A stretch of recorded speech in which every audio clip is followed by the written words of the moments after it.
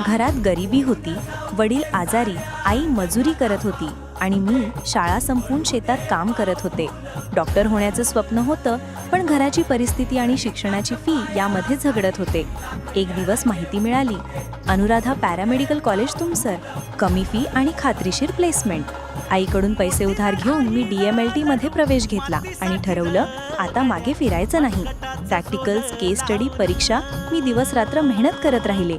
शेवटी कॉलेजच्या प्लेसमेंटमधून मला इंटरव्ह्यूला बोलावलं आणि मी स्वतःला सिद्ध केलं. माझी निवड झाली.